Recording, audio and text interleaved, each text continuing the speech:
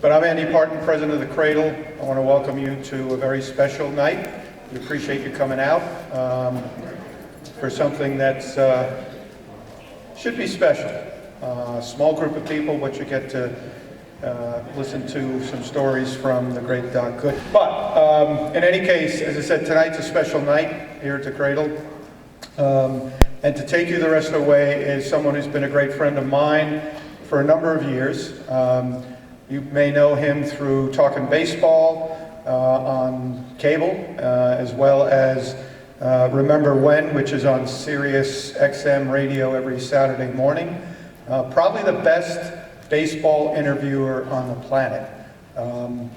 He's probably interviewed everybody you'd want to talk to in baseball. So please welcome, and he'll introduce Doc, please welcome Ed Randall.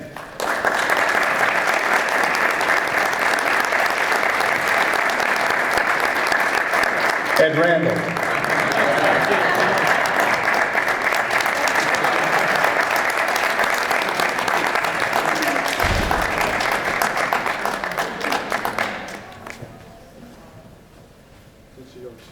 It's all yours. Oh, it's all mine. Good evening, and thanks for coming. First about this, just briefly, your kindness, your generosity to be here tonight benefits my prostate cancer charity called Fans for the Cure. I'm a prostate cancer survivor, and when I went into my 2 favorite words in the English language, in remission, I came to the realization, you know what, on the day that I was diagnosed with cancer, I had no symptoms, because prostate cancer in its early stages has no symptoms. And I said to myself, you know what, there could be tens, hundreds, thousands of guys out there like me walking around feeling fine, thinking they were fine. We got to get to those guys. So I started this charity called Fans for the Cure, dedicated to prostate cancer awareness and education. And your kindness and generosity tonight will help benefit our expanding programs of free screenings and also education events. So I thank you for that.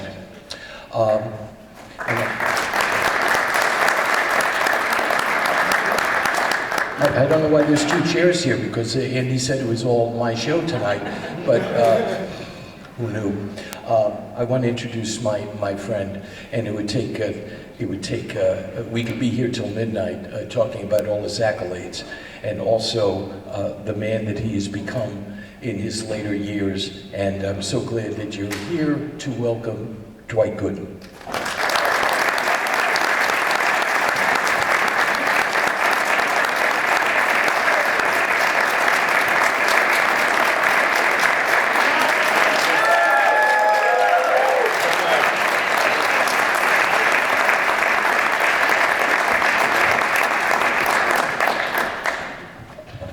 Good afternoon, how you guys doing?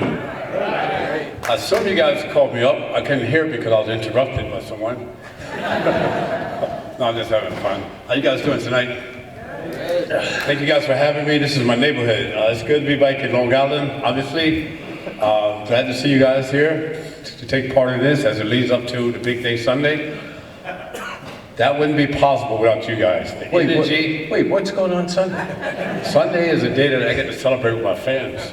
I know. That don't happen without the support and the energy you guys gave me. It was nothing like pitching at Shea Stadium with you guys cheering for me. So I appreciate you guys.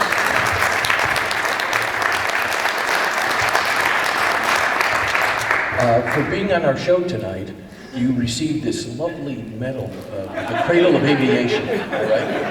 That's very kind of you. Thank you. You're not getting a dime, but you're getting that. Boy, there's so much to talk about in such a short period of time. Let's first talk about Tuffy Rhodes. Ooh. I was feeling pretty good tonight till you brought that up. April 4th, 1984, he's pitching in Chicago against the Cubs. And a guy named Tuffy Rhodes, who I'm sure you all know, Tuffy Rhodes hits 3 home runs off you. My God, what the hell was that? How about this? All the things I've done in my career, right? What a way to start. No, honestly, so that game opened there in Chicago. It was like 20 degrees. The ball was ice cold, and not justifying anything. But the funny thing about that story, so, you know, I'm pumped up. In some kind of way, I got the win. I got the win that day. You did. But Tuffy's first at bat, hits a home run, right? Second at bat, hits another home run. That's 2. So back in the 80s and the 90s, this was 94, you could throw at guys, you could hit guys, not to hurt them, but to intimidate them. So the third time Tuffy comes up, I said, I'm gonna hit this guy this time, right? But I didn't want to make it look too obvious, so I said, I'm gonna throw a curveball in the dirt, then I'm gonna drill him in the ribs. I threw the curveball, but it hung right there, and he hit the third home run. So, when Keith had his number retired,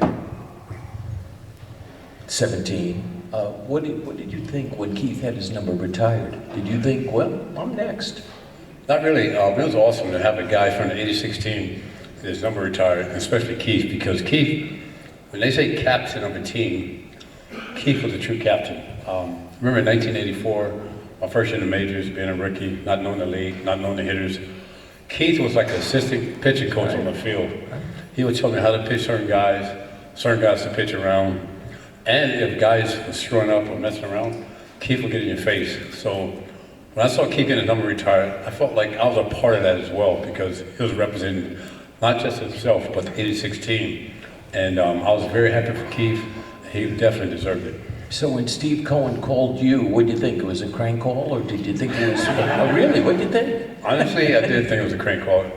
Prank call. You know, the thing was, I talked to Steve a couple of times. I talked to him at the Old Timers game. I talked to him a couple of times in the clubhouse, but I never talked to him on the phone. So when I got the call, he was like, hi, this is Doc Gooden, this is Steve Cohen. And I'm like, okay. So I thought he was going to invite me to a game or one of his charity events. And so he goes, we want to retire your number, well deserved. So I actually intentionally hung the phone up because I wanted to call back to make sure it wasn't a prank call. So I hung the phone up, called him back, and it was Steve. And when he told me that, you know, for the first couple of minutes, you just kind of tear up a little bit. The first call you want to make was to my dad, who taught me the game of baseball. We shared a lot of comments about baseball, but unfortunately my dad's no longer here, so I got to share that moment with my kids and my grandkids, who will be there Sunday as well. And I look forward to that day, because my grandkids never saw me play. I have 2 young kids never saw me play, but they'll get to see what I did for a living and get to understand, get to feel what it was like when I played there. Your grandkid, you have is it true you have a 20-year-old grandchild? Yes, I have a 20-year-old grandson. God. But here's the catch. I have a 20-year-old grandson that has 2 kids. So imagine telling your 20-year-old grandson, Happy Father's Day. let that sink in for a little bit. So I have 7 kids. I was married twice. I have 5 and then 2. I have 10 grandkids and 3 great-grandkids. And I'm not even 60 yet. So that's a definite Southern thing. They were applauding the breeding. The thing is, you guys got to pray for me, because that's very, I mean, kids are a blessing, don't get me wrong, but Christmas time is very expensive. So they had you do a walkthrough, right, in preparation for Sunday? Yes. And you said this gave me goosebumps. They gave me goosebumps walking through, because, you know, leading up to it, you hear about your number getting retired, you do, you know, talk shows, press conferences, Zoom calls about getting your number retired. But when you do the walkthrough, you get to feel it. You know, you get to visualize what it's going to be like. Looking up in the stands, what it's going to be like with the crowd when they're cheering for you. Looking at the numbers up there, seeing when your numbers unravel up there. Reminiscing about when I played there. Hearing the crowd all over again. Looking at the scoreboard, pitching, you know, going to show the highlights up there. Just reliving those moments and what it's going to be like Sunday. I did get goosebumps. And that's when it really hit me. I'm so glad all of you showed up tonight to talk about a great pitching career, because you all know about my pitching career. One of us is the all-time record holder in the University Heights Little League in the Bronx for strikeouts in a 7-inning game. That's for pitching, by the way. One morning, pitching for the Holy Family Club, I struck out 16 batters of the 21 batters. That counts. That's going on my tombstone. It counts. It counts. Yeah, it counts. It counts, Yes, it does. So I don't want to take time away from Doc here to talk about my career, which also included hitting 108 one year. One hit in April, one hit in May, one hit in June. There's a point in time for them and for me, where the Ed Randalls of the world get separated from the Dwight Goodens of the world. It's the death by curveball, it's the velocity back then. At what point in time, as a kid, did you realize, I'll never forget this, I spent 7 years in the minor leagues, and there was a league president when I started out in the New York Penn League who used the expression, they're touched by God. And you were touched by God. At what point in time did you realize, I'm pretty good? Well, there's two parts to that. So, growing up in Tampa, my dad taught me the game of baseball. Me and my nephew, Gary Sheffield, we grew up in the same house. He's my sister's son. She had him very young, so my parents basically raised him. My dad would come home from work, take us to the park, teach us about mechanics. It wasn't fun because we went to the park, no ball, no glove, no bat, just doing mechanics. So a lot of times when I get home, I would go to my mom and say, Dad's making us do all this crazy stuff. He don't know what he's doing. I don't want to go to the park with him anymore. So I started playing organized baseball when I was 8 years old in Tampa. But by the time I got 12, that's when it clicked with everything he taught me. Like if I couldn't get the ball where I wanted it, I knew I had my leg wasn't landing in the right time with my arm getting in place. And I just dominated at 12. But the following year, when I went to the bigger field, everything evened out again. So I was just an average player. And so now, once I got to high school, back then, we didn't have any freshmen. We started high school in 10th grade. We had a guy, Floyd Yeomans. Some of you guys may remember Floyd Yeomans. He was in the Gary Carter trade. In the Gary Carter with him. We had Carl Everett's older brother. We got Albert Everett, who was drafted by the Twins. And we had this guy, Vance Lovelace, a big lefty, who was a scout for the Dodgers, who was in a #1 pick with the Dodgers. So in high school, we played Tuesdays, Fridays, and Saturdays. So my junior year, well, let me back up a little bit. My sophomore year, I made the team, but our team was so loaded where he felt that sophomores don't play. You're on the team, you play in inter-squad games, you practice, but you don't play. So I quit the team because I thought I should be starting, playing a different position, if not pitching. So when I came back out my junior year, he treated me like a sophomore. What I mean by that was I had to run with the infielders, run with outfielders, run with the pitchers, drag the field at the practice, pick up all the bats, do all the stuff he had, that I had to do. He was punishing me for quitting the team. But basically, not knowing it, he was preparing me for the next level, to make me stronger mentally. So my junior year, we had Lovelace, Everett, and Yeomans pitching. Tuesday, Friday, Saturday. I was a relief pitcher, and I played outfield. Halfway through my junior year, Yeomans get kicked off the team for missing practice. He moves to California with his dad. I get into the rotation. And when I got into the rotation, all I was thinking about was the way the coach treated me. And that's when I knew I had something special, because the scouts would come out to watch Lovelace and Everett pitch. But then my dad he had more confidence in me than I had in myself. He would say, you guys should come next week when my son's pitching.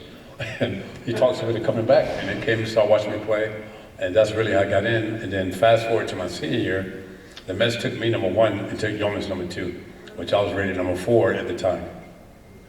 What do you remember about draft day, and what did you know about the New York Mets? Not too much about the Mets at that time. We're going back to 1982 now. I was growing up in Tampa, Florida. I was a Cincinnati Reds fan. I wanted to play for the Reds. Because they trained in Tampa. Yeah, they trained in Tampa. And the Mets, I guess, was in St. Petersburg at the time, but I didn't follow the Mets as much. And I wanted to play for Cincinnati Reds. They took me to a lot of the camps. They would send me a lot of gear. The Detroit Tigers was in Lakeland, the next town over. I talked to them as well. And the Chicago Cubs told me that if they had the #1 pick and they went to high school, that's going to take me. I didn't talk to no scouts, anybody from the Mets. And I remember, you might remember Tom McCrory, the late Tom McCrory down in Tampa. Yeah. I got invited to Tampa Tribune, the paper station down there, because back then we didn't have MLB and you didn't have the ESPN, the draft and all that. So I went to our local paper station and watched the draft go across the wire. It was me, Richard Montione, who was drafted by the Tigers, and Lance McCullers Sr., whose son now plays for the Houston Astros. Both those guys were really hard at me, so we go there to watch the draft, and you see the #1 pick, Cubs take Sean Dunston. It's okay. I forget who went 2, 3, 4, but #5, it says New York Mets select Tampa's Dwight Gooden. I'm like, wow, that can't be right, because my high school coach told me I was going to go between the 10th and the 15th round. So I had Tom McEwen, who worked there, to call New York to make sure it was right. Because I hadn't talked to nobody from the Mets at the time. He called New York, he said, yes, it's right. They drafted you number 5. And when I got home, my dad let me drive his car to the place, but I could not drive home. I was so excited. When I got home, there was a lot of media trucks there. And just to see the excitement on my dad's face, and my family's face, was a dream come true. Wow. And you go through the minor leagues and you're in Lynchburg, and you strike out 300 batters on the nose in 191 innings. I mean, this is stuff like, this is fantasy baseball that you're doing this. Nobody's come close to that, and nobody would be permitted today to throw that many innings and strike out that many batters.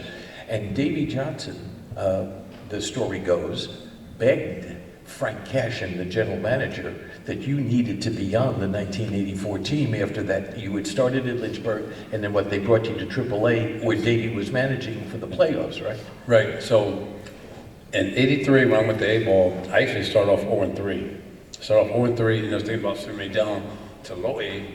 And we had a pitcher coach, John Carmelin, who's no longer with us, said, no, we're not going to send him down, we'll have him miss a start. And we'll work on some things. But we didn't work on anything, we just talked about pitching inside, because in high school, I hit a kid in the head, not intentionally, but hit him in the head. Did you kill him? No. But I thought he was dead, you know. He thought he was dead. He thought, yeah. The paramedics came on the field, and from that point, I would not pitch inside. So John Carmelin told me, the next start, if a guy hits the ball harder for you, the next guy up, you throw inside to knock him down. If the guy hits a home run off you, the next guy, you hit him in the leg. So I did that for a while, for like 8 starts. I got to like 8-3. He said, okay, that's good. No more hitting guys, no more throwing guys.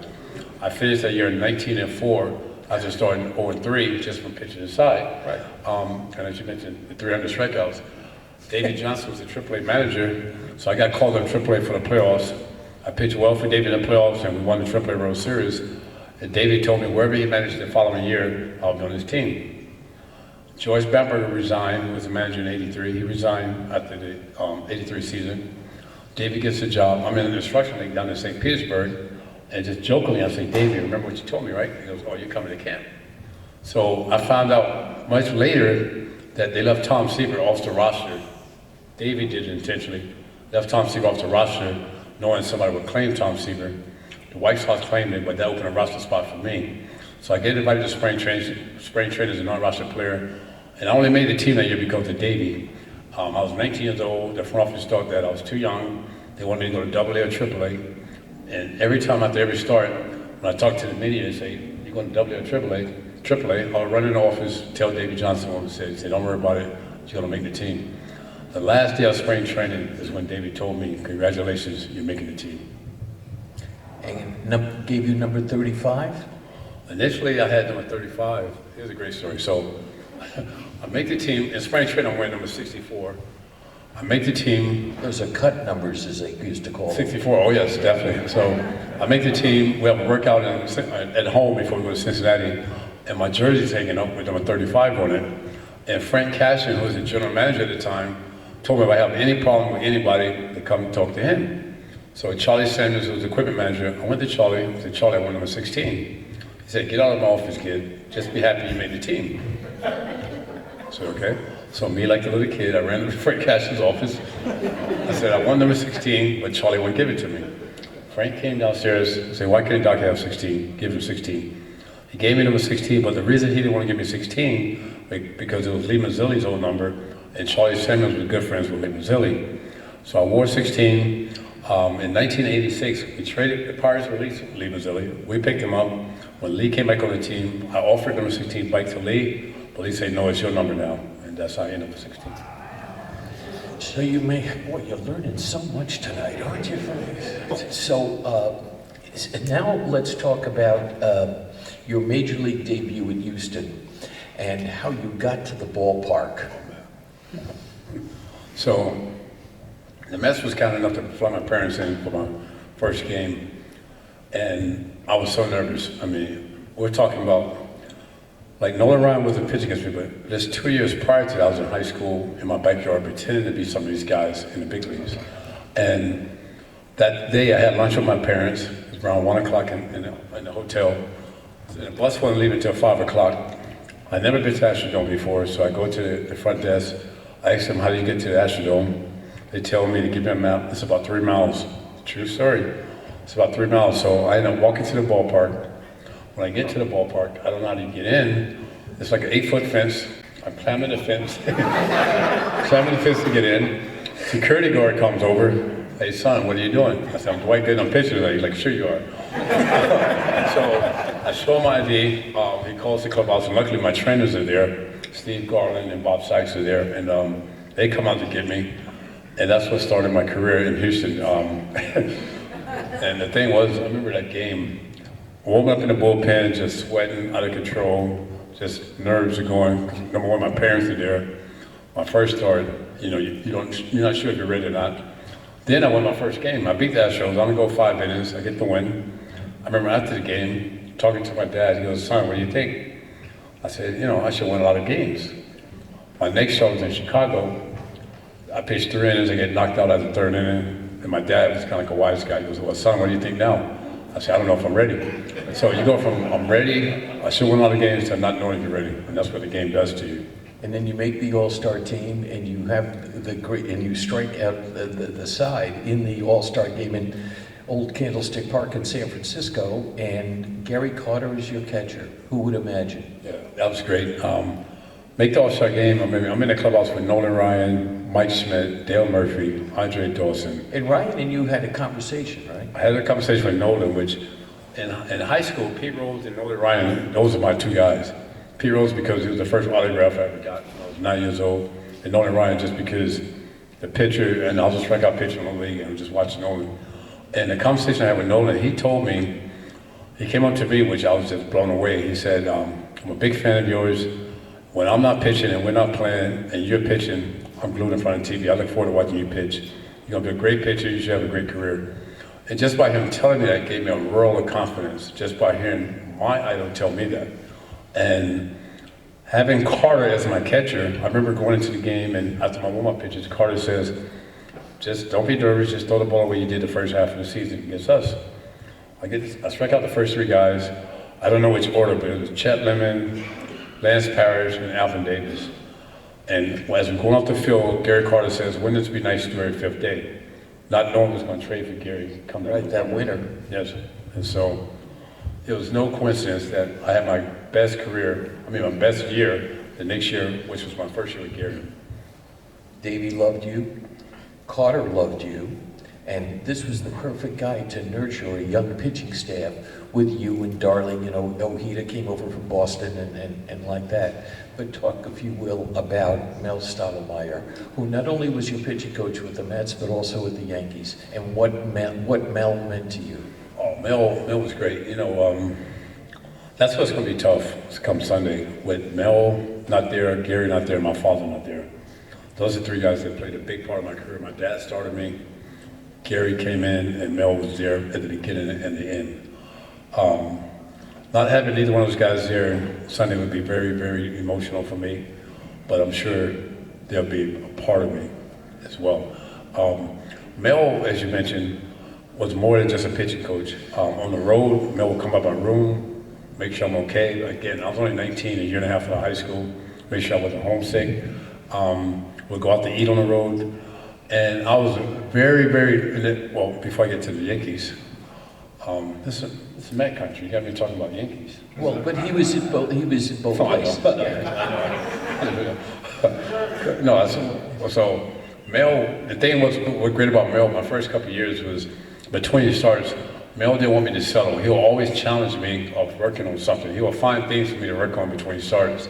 And from 85 on, where we had Carter was the only guy that I ever knew that would catch me between starts. Normally it's the backup catcher or the bullpen catcher would catch you, but Carter wanted to catch me.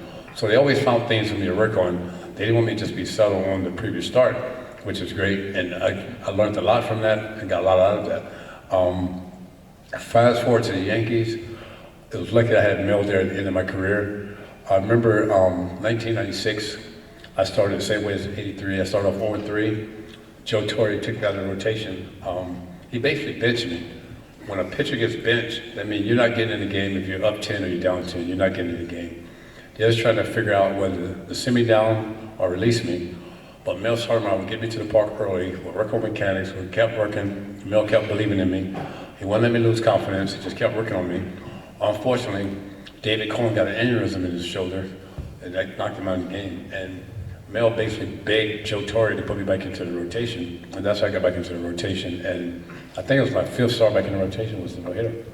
But that don't happen if I didn't have Mel Stoudemire still in my corner and still believing in me. You had a 5.5 ERA going into that game, 5.67 ERA going into the no-hitter. I don't want to talk about the Yankees, but I have to ask you about this. That day in 2000, when you're pitching for the Yankees in Shea Stadium, and you get the win, what the hell was that like? Honestly, like, once you guys get it wrong way, I'm always a Met. I'm going to be a Met always. Right.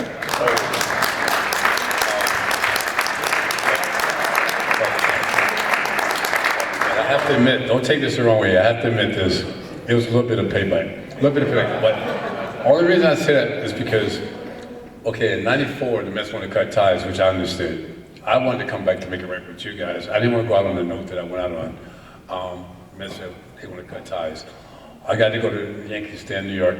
Being in New York, it's still New York, but it's not Queens. Being in the Bronx is not Queens. Even though the fans treated me good, it's not Queens. It's not you guys who was there with me from day one.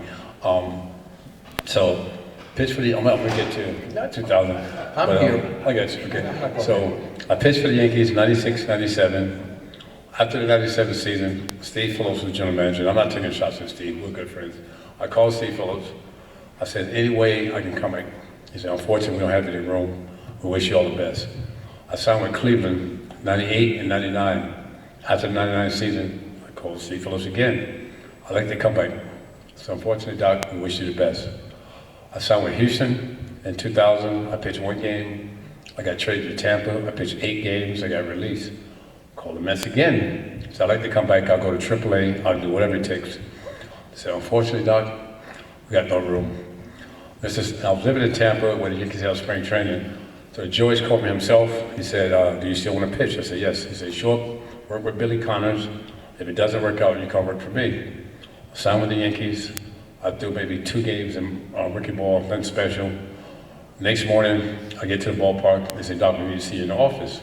I'm thinking I'm getting ready to get released. They called me in the office. They said, Joyce called. They need a pitcher in New York. I said, what do you mean? They say they're playing the Mets at Shea Stadium, and then they're playing the Mets at Yankee Stadium at night.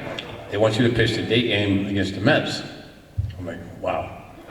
You know, thinking all I wanted was opportunity to go back to Shea Stadium one more time in front of you guys, just one more time.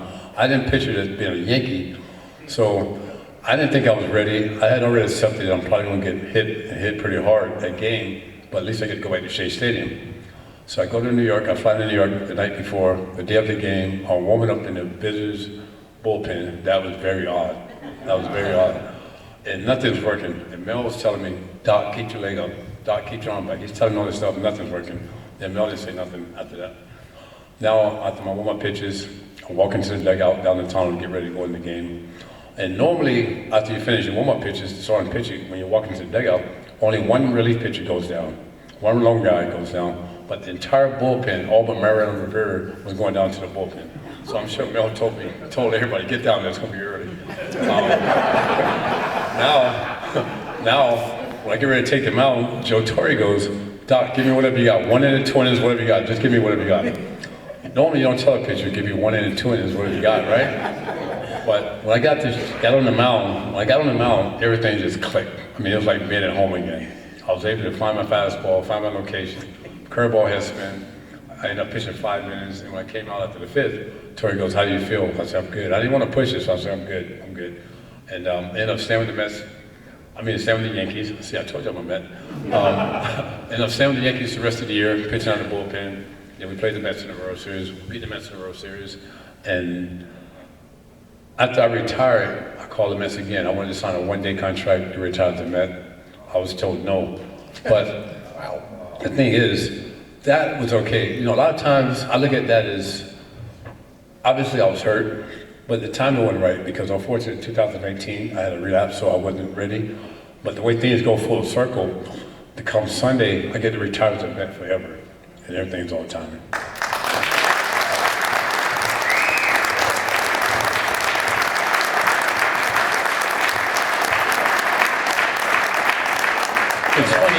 It's funny that you mentioned about the whole bullpen coming out because they think we're going to be working. I spoke with Jerry Kuzman this afternoon about Jerry Grody, and he said there was a day he said when Tug McGraw said to him, "Are you pitching today?" And he said, "Yeah." And McGraw said, "Yeah, so am I."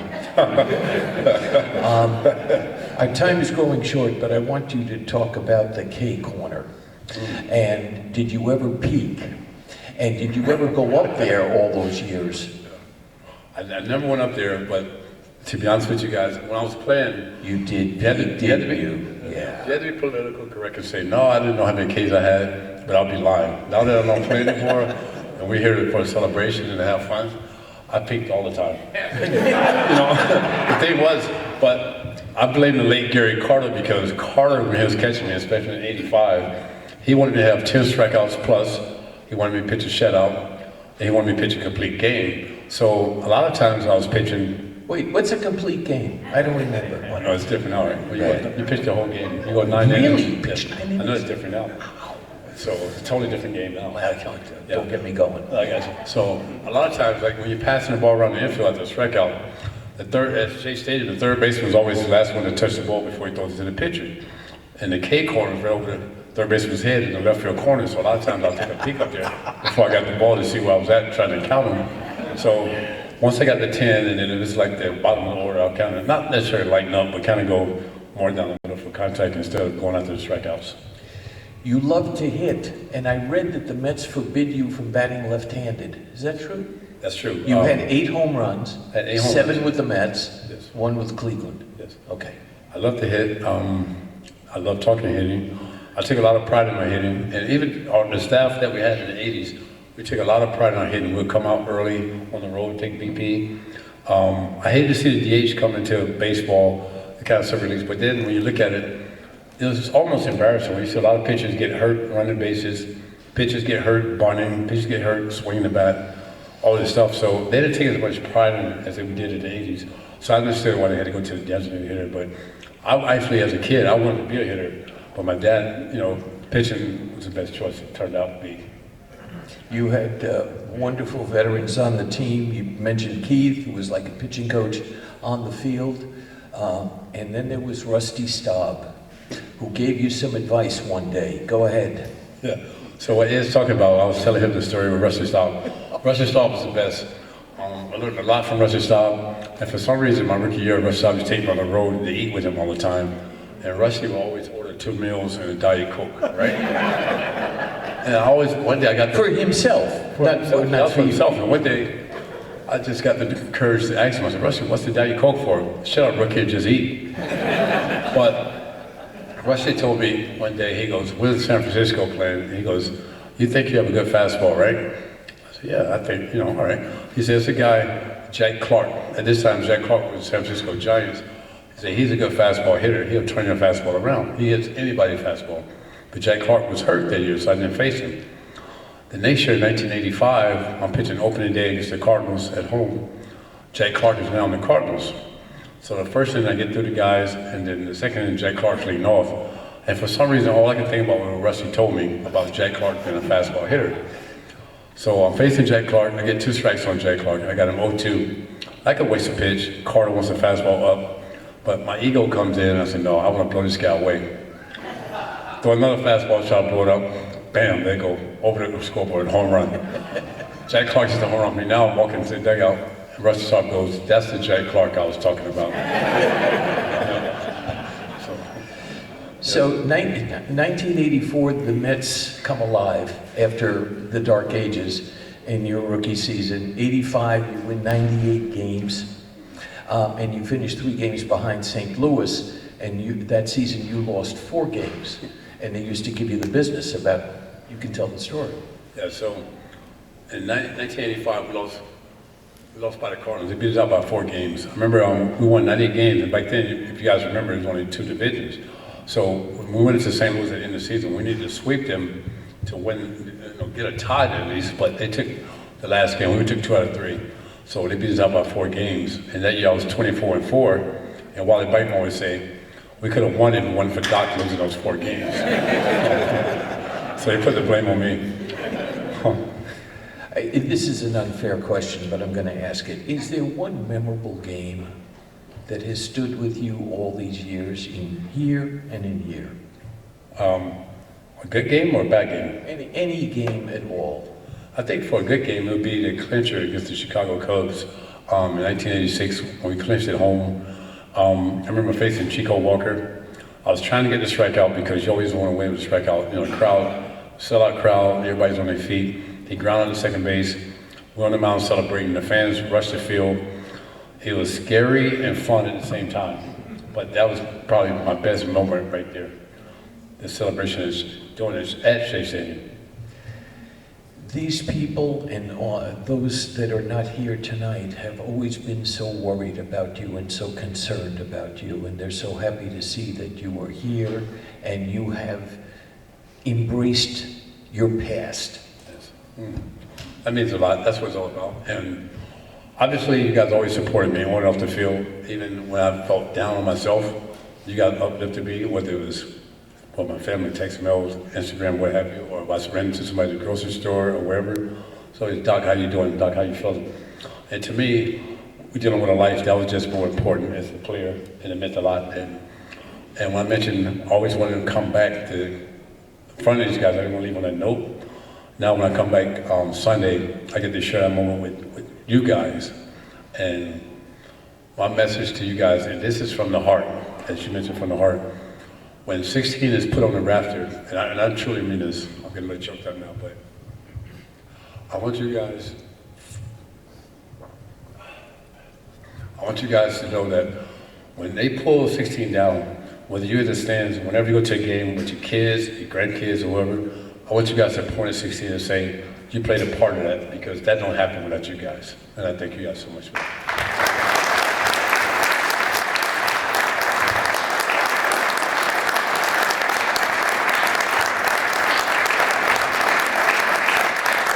Your good friend Darryl Strawberry said, I'm so proud of the man that he has become, but you're going to be packing lots of Kleenex on Sunday, ain't ya? You know, whatever happens Sunday happens, man. I look at that as a celebration for all of us. I'll be up there doing the talking and all the great things we said, but I'm serious, guys. I'm not just blowing smoke. That don't happen without you guys and my family supporting me, uplifting me when I fell you guys so many times. So many times you guys could have turned your back on me, you didn't. That means a lot to me because, as I mentioned, you're not just dealing with a ball player, you're dealing with a person with a life, and that means the world to me, and I really mean that. There are two guys in my life hanging around the game, as lucky as I've been to be able to hang around the game, that when I watched them throw, it was unlike anything I had ever seen in my life. And you're one, and not in any particular order, you and Koufax. You're too young for Koufax, but it was like you should have been pitching in a higher league. And thank you so much on behalf of our audience tonight for your kindness and the thrills that you gave us. And we wish you nothing but the best on Sunday and thereafter. And before we wrap it up, I have to make this perfectly legal, or Andy Parton will have me drawn and quartered. And by the way, that F-14 outside was in my parking space. I'd like to let you know, to make this perfectly legal, otherwise I'm going to get arrested, that this discussion with our friend Dwight Gooden has been brought to you by the Cradle of Aviation Museum solely for the entertainment of our audience. Any publication, reproduction, or retransmission of this event without the express written consent of Andy Parton and the Cradle of Aviation Museum is strictly prohibited. Give it up for Dwight Gooden.